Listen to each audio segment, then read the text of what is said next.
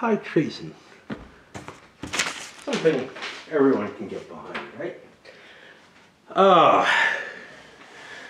Alright. So, like I said in the intro, this was sort of a gift I was given along with, hey, yeah, I'd love to review another game by the same designer, Corrupt Bargain. And, these are both from his own stock. Corrupt Bargain Decision Games does not give review copies out, and VPG doesn't exist anymore. Luckily, there is a reprint of it somewhere. And, so I had a lot of fun with this. And the primary reason for that is something that Corrupt Bargain does as well, which is taking, both games have kind of a CDG aspect to them. And Corrupt Bargain doesn't use the direct CDG. This one uses multiple events on a single card. So there's some twists to it, and dependent on phase. But both of them have that sort of flavor to it. And I know that the designer was very hooked on the CDG concepts and really liked what he saw of them in the games he was looking at, that he reviewed along those lines. So that concept sort of was brewing in his head as, wow, I really liked the interactive play and whatnot that provides. So that makes sense that he would use similar mechanisms in both games and try to capture the same aspects that make those types of games particularly fun. But where it really shines in both cases is that it clearly just takes the mechanisms that are in place, in this case, in a trial setting. Now, here's my one fuzziness.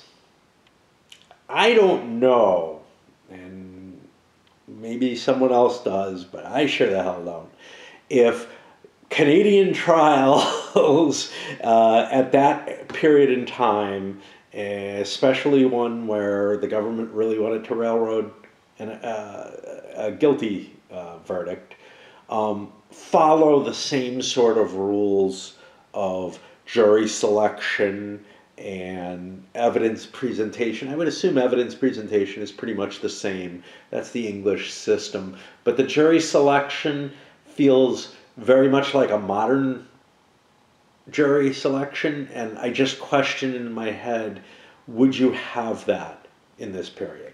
Or is the designer bringing modern sensibilities in, and maybe we're not even absolutely sure what some of the mechanisms inside a trial in what? We're talking 1850s. 1885 would be like. Certainly even U.S. trials have mutated over the years, and this had a very, very modern feel in terms of, yep, I get to can so many jurors, and, based on information that I get from them, and you can probably come up with some reasoning behind it. So I'm not too worried about is it with cause or not, whatever, that kind of stuff. But yeah, a lot of it felt very much like a modern jury trial, and I'm just not convinced that was the case, that they followed the same kind of procedure and feel. On the other hand, I damn well don't know that they don't. That a Canadian trial in the 1880s was not essentially the same in these key aspects. Certainly, it makes some sense to have at least some reason for dismissing jurors. And maybe somebody can speak to that. But the base mechanism for this of, I got the cards put away, unfortunately, of a juror who has a couple of key aspects or axes that you can kind of judge are really important. And boiling down the entirety of the jurors' kind of belief system to just a few things. What's their religion? What's their linguistic, and cultural heritage there? And then what kind of occupation do they have? Well,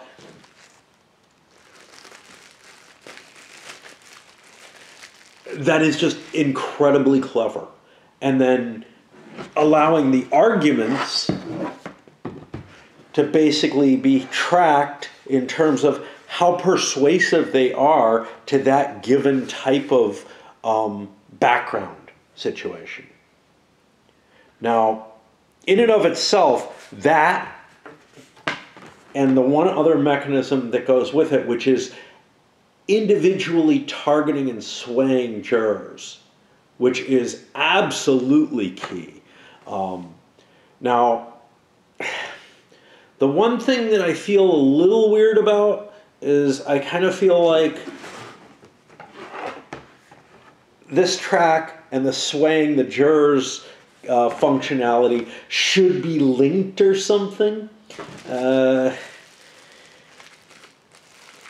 And while I was playing it, I was just taken with how clear and clean and how sort of a perfect description that this and the track system was. Hey, you've got these three, main axes, and however high those are, that's going to be the base value of it. But you've also got these trackings that are how much have you influenced this particular juror without regard to those things. And that kind of individual targeted influence could be more important than their base cultural aspects, right?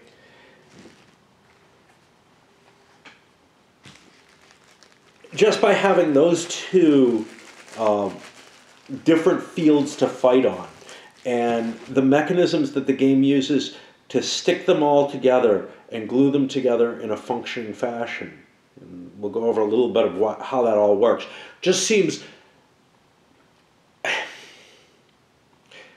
The first thing that you do is you read it and you say, oh, that eminently makes sense. I could have thought of that. No, I couldn't have fucking thought of that. No, I couldn't have. It's so perfectly aligned, yet playable. And that's sort of the thing. That's the perfection in an abstraction, right? You figure out the model that pulls away all the dross and says, well, these are the important things. And they might not be the real important things, but they're so convincing and they so sell you on it that it almost seems obvious that this is the design. Yet, I've seen things like this in various places in life. One that I can think of, well, in mathematical proofs and in computer science as well, where it's just like, well, duh. But the thing is, it's not well, duh, until somebody points it out. It's like the clarity of what this solution must be, and there may be others out there, but that this is a near perfect solution to the problem of expressing a trial as a game is just, so impressive. Now, you add a couple of pieces to that.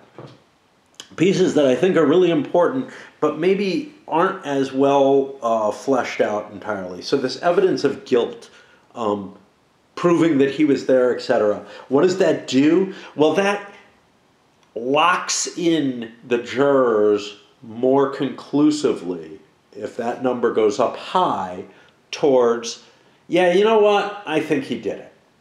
And if you can get that high enough, which I did, you get a fair number of modifications to jurors who are not already decided, nah, he's fine, he didn't do it, or he doesn't, he doesn't deserve to hang for it, or whatever. And likewise, the evidence of insanity does something a little different from that. Instead of playing directly with the jurors and saying, yeah, he doesn't deserve, he's too insane to hang or whatever. He wasn't aware of his position and just being locked into that. Instead, what it does is it plays on the cultural aspects, which represent more of this idea of mercy, right? Especially when you're looking at things like religion, but in some of the others as well, perhaps. And I also really kind of like the idea of the distinguishment of the English versus French legal system, and how those aligned with one particular language, culture, or whatever, would start off from that position. So the English system starts you off with a very low idea of, yeah, he's just guilty, whereas the French system puts it at a higher.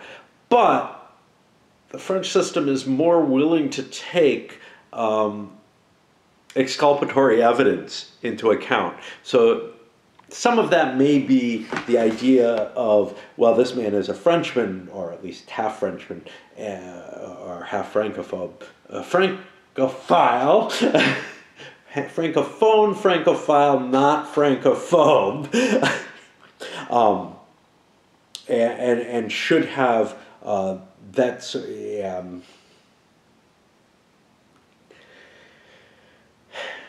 having memories of Canadian Civil War here.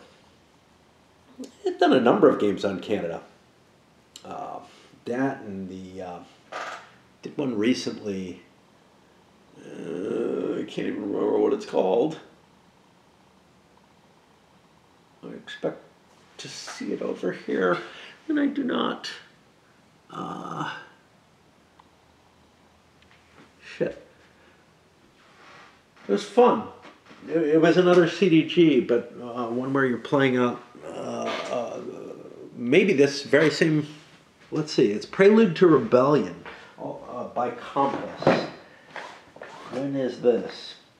This is 34 to 37, so it's an earlier period. I was just curious if how close this was to that rebellion, and if, or that conflict, which was definitely more of the French versus English, whereas this is a later thing where it's actually the Metis being persecuted or whatnot. Anyway, where the hell was I? Yeah, with the idea that, it may not just be the legal system, it may also be general bias towards him for, leading that more old French trapper's lifestyle than anything else. But for me, I just looked at it as, if you're going to have a system which presumes guilt, you have to make the innocence more easily proven than the English system kind of allows, right? Like the English system assumes innocence, but once you start stacking up the guilt, you're like, well, it's going to be really hard to get out of this, right? Once evidence for guilt comes. But if you're assuming somebody's guilty, you really have to be able to show more easily that someone couldn't have done it. Okay. Anyway, whatever the hell I'm babbling about there. Let's talk about components a bit, and then I'll go back into the rules a little. So the map itself, or board itself, set of numerical tracks, spaces, these are really, really helpful. Damn, did I find them helpful. These player aid cards for each period in the game. Basically, I didn't have to look in the rules much at all. The only thing I had to look in them for is one thing that I find a little bit ambiguous. And I'm still not sure which way, like whether I played it correctly. I think I did. Of course, didn't bother looking online to see if that was the case. because I don't bother with that. But yeah, they really tell you what the sequence of play is in all the different sections of the game. And there's different sections, and the rules are different for each section, and that's proper because there's different parts of a trial, and each one is managed a little differently. So yeah, you've got the board with those tracks on it and the space for those. On the other side, we got it in German, which, you know, doesn't really make a damn bit of difference because I don't have German rules and German cards, so I'm probably not going to be able to play with German people. I think it's just a cost decision from the publisher, but that would work well. The cards are fucking outstanding. Very flexible. This nice size. A lot of information on them. It might take some time to distinguish all the information on them. And then, of course, the juror cards and the player aid cards as well.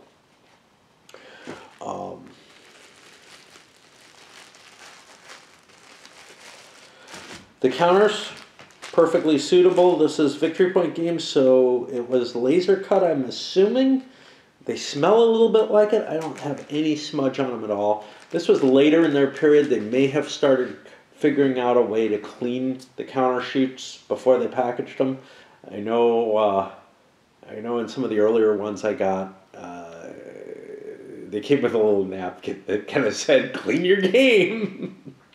I don't remember what they said, but they had a little joke on them, essentially.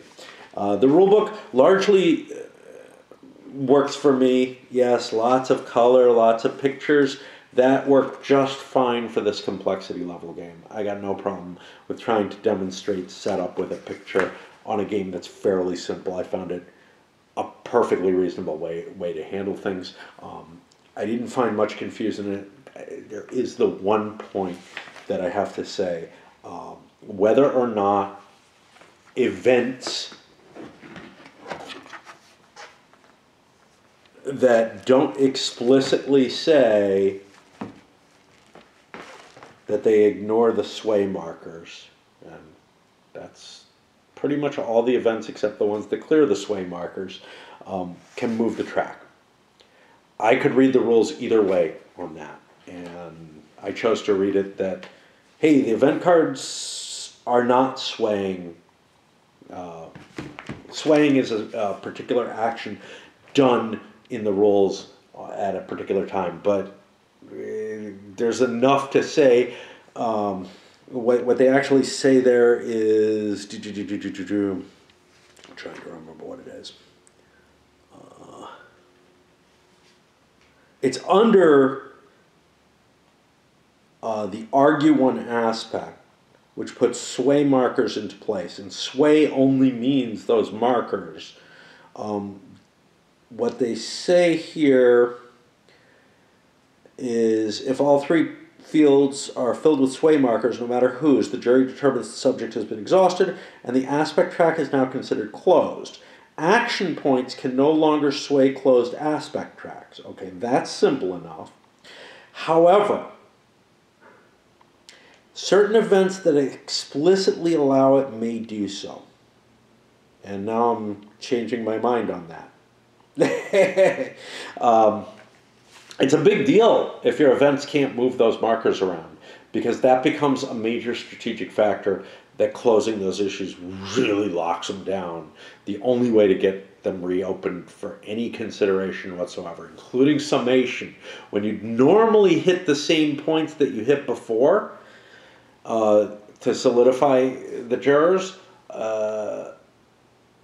is actually not going to have any effect. The only way to have an effect is there's a handful of cards that clear out all the sway markers and then put an additional one, and then give you some modification on the value as well.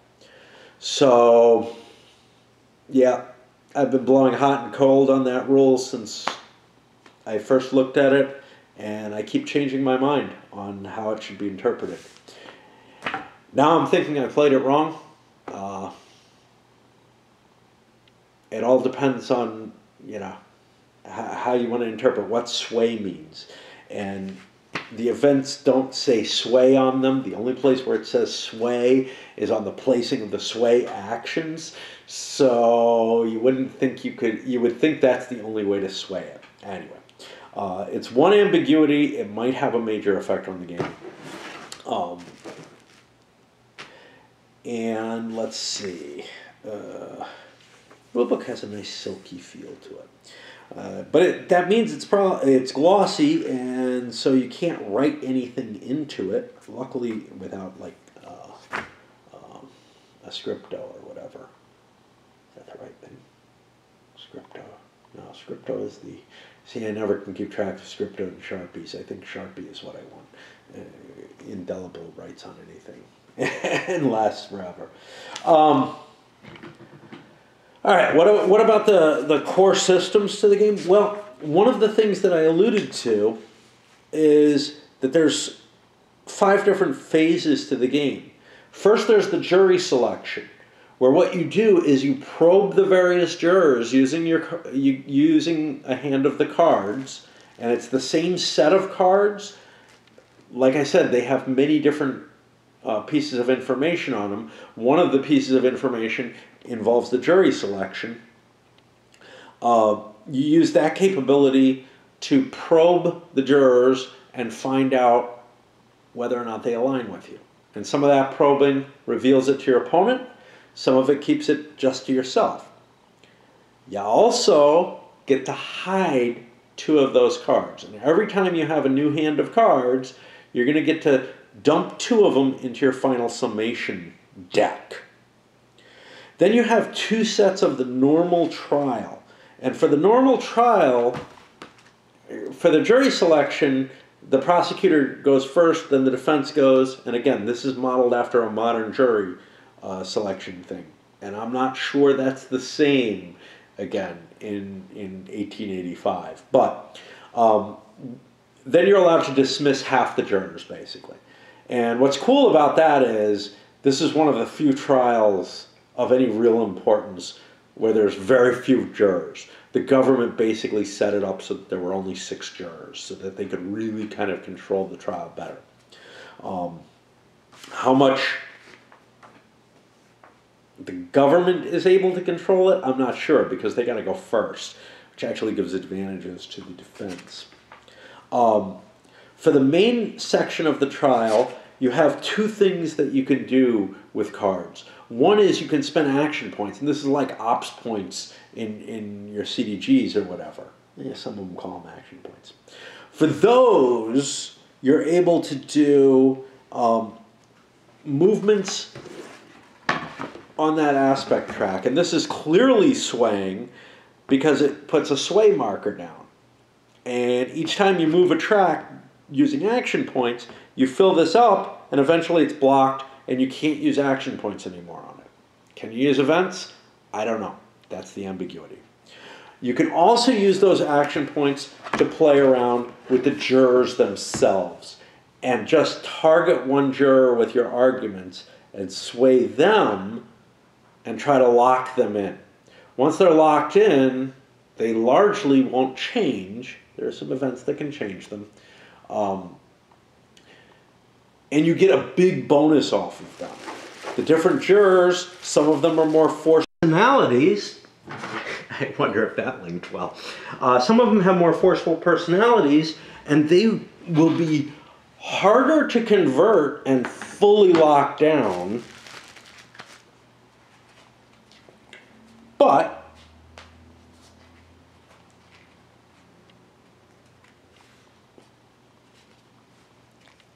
so here's one with a more forceful personality. He has a lot of these discs before he gets to locked, so it takes a lot more work to get it, but they have more deliberation actions, which means they'll be more capable of swaying other jurors. I wish there was more disparity in the jurors in terms of the different types of personalities that are available, maybe, because there are people who are very, very persuasive, who aren't necessarily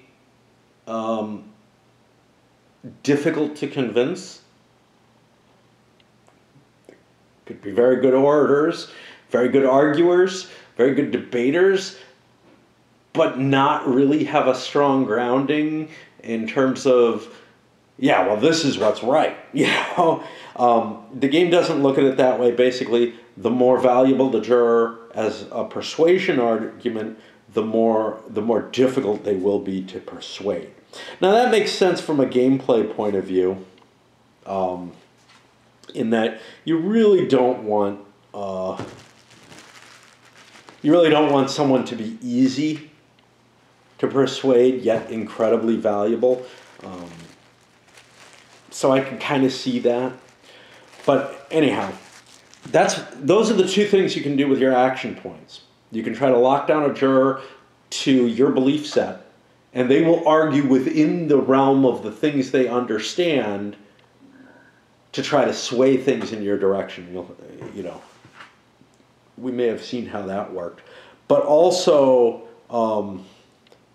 you can play around with these tracks. And every juror who has certain belief sets, like Protestant versus Catholic, or French versus English, or their occupation, will get however many points that belief set has at the end of the game towards them, with the lower points being more towards the defense. Alternatively, you can play the cards for their events. And some of the events are aligned with one side or the other. Some of them are more flexible. Again, the number of cards that you play, you keep 2 of them at the end and they get shoved into your final summation. Now you do this twice as the main phase of the trial.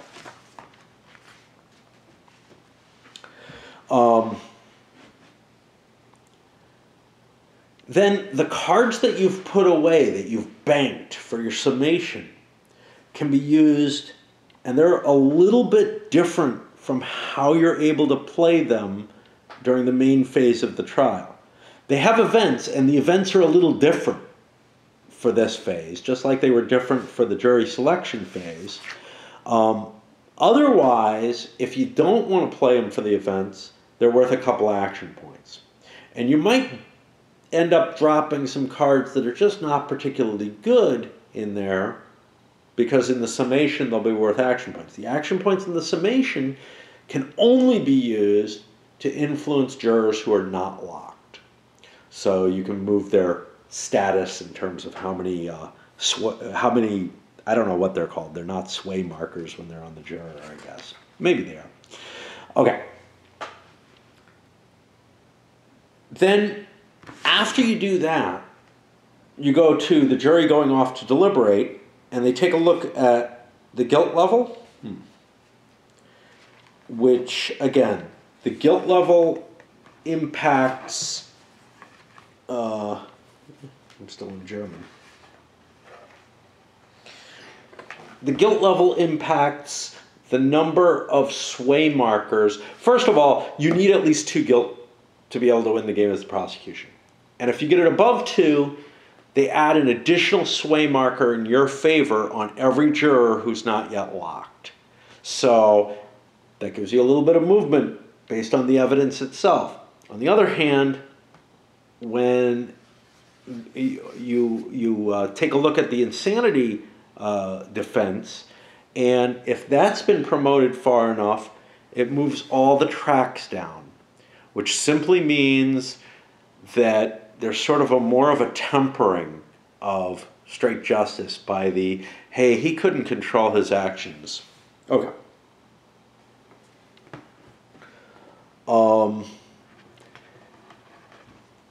Any jurors, after you evaluate those 2 tracks, who are locked in, can then be used for their persuasion value to persuade other jurors. And the more alike the jurors are, the more points they get to transfer that. So that again, it all hangs together. It all ties together in this really beautiful little knot. I just love this.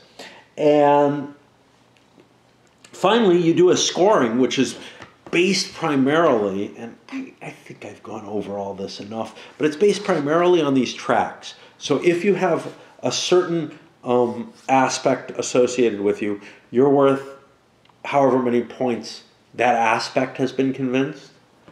But then however much you've been swayed modifies that. And if you've been locked into one position or another, it's a massive modification. It's a factor of 2. If it's plus more, it's 2 plus however many sway markers you have on you. And then quite simply, you add up, how much each of the different jurors position themselves, and that gets sort of the group think for the whole juror group.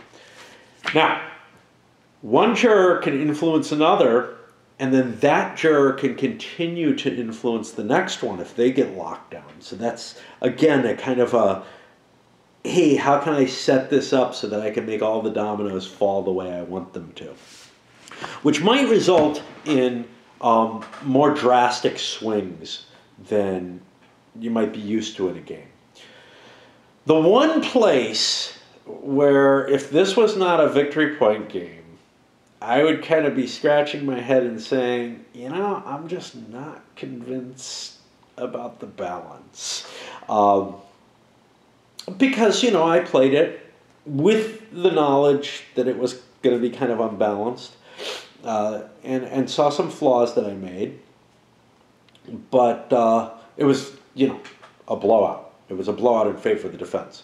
But the designer straight out says it's harder to play the prosecution. They have some powerful cards, but the more experienced player should basically be playing them because it's harder to get those cards active correctly, essentially. The other thing is, I know that Alan Emmerich and Victory Point Games play tested the shit out of games. I know this one underwent a lot of play testing, and I trust that with people who have played it a fair amount, that it does work out as a balanced game. It may be a very swingy game, though. Like I said, there's that snowball effect, and it may quite easily end up in a situation where one domino hitting another just turns it into a terrible, terrible blowout, the way I had. Yeah.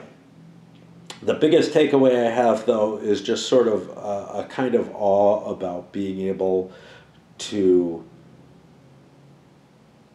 distill the abstraction, keep the flavor and the meaning and the core processes that are taking place in a trial in this case. And I got to tell you, in the Electoral College in Corrupt Bargain, which, it really is the same kind of analysis, just distilling the reality into something that keeps all the salient points, but is still, but is eminently playable. So many games on elections don't manage to capture that anywhere near as well as Corrupt Bargain did.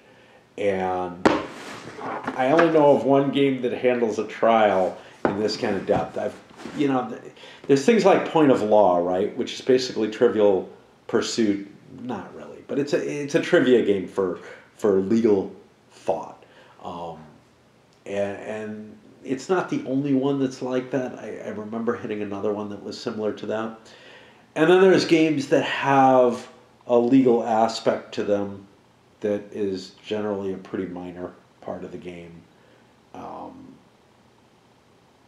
and usually doesn't really go into the detail of the trial itself. The only other game I know that really handled a trial as the focus of the game, as I mentioned before, was this thing called Legal Decision. It is a horrible game. it's kind of funny. But I could see something like this being ported over as a system that would have made that work so much better. So much better. Yeah, this really feels right. Again, though, I don't know enough about 19th century Canadian trials to be able to say it feels right for that. It feels right for a modern jury trial in a lot of ways. And I'm curious how much research went into that period. Not into the trial itself, where, you know, the key points of the witnesses and everything. Obviously, that's all been researched. The cards have significant information on them, etc. But whether or not there's a way to project back, whether there's enough information on court records, etc., and whether that was pursued, to be able to really capture, yeah, they kind of did it pretty much the way we do it now. Because that's what astounds me, is how closely this aligns to how we did it now. And if it didn't, I would kind of be doing some hand-waving stuff saying, well, maybe this is how they were done then. But instead, you know, I'm doing, well, it really aligns far better to the now than I expected. Than I expected to be possible, which is, that's the thing that's so astounding, is how well the model reflects at least my understanding of how trials go now. Anyway, having been dismissed as a juror myself and engineering that perfectly, all right, I'll send this up. But yeah, this is a good one.